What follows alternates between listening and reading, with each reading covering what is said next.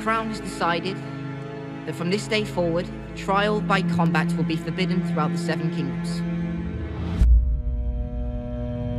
This moment is a grievous blow for Cersei because she's been counting on trial by combat really since the end of season 5. This was always her ace in the hole.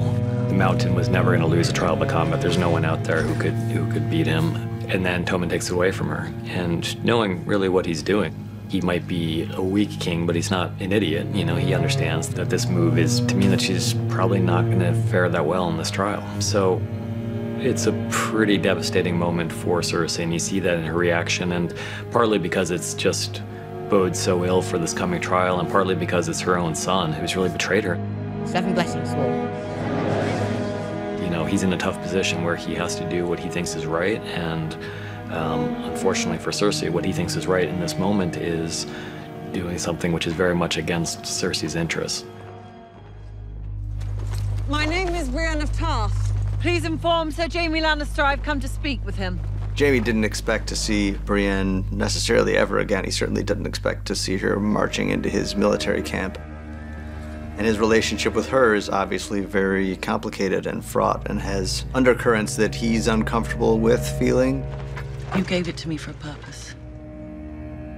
I have achieved that purpose.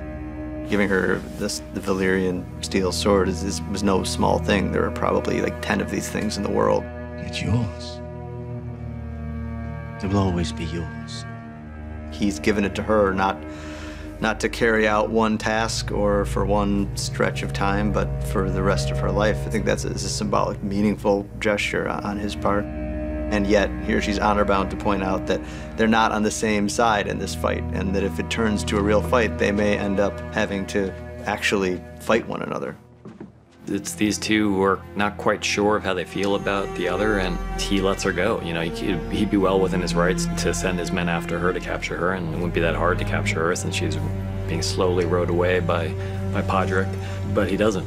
She might technically be an enemy now that she's serving Sansa Stark, who is still obviously a suspect in Joffrey's murder, but she's not Jaime's enemy. So he's letting her go, and she knows that he's letting her go, and you know, who knows if they'll ever see each other again.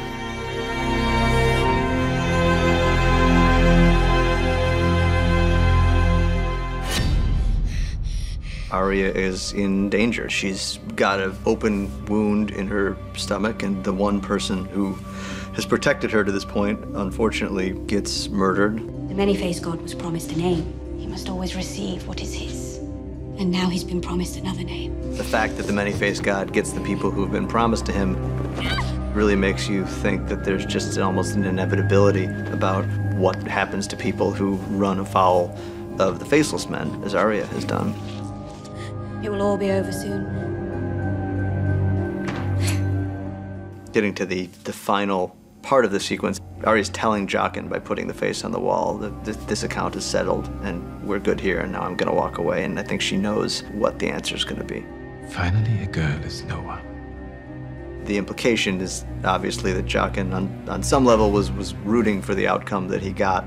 He may be no one, but there's still enough of a person left in him to respect and admire who this girl is and what she's become.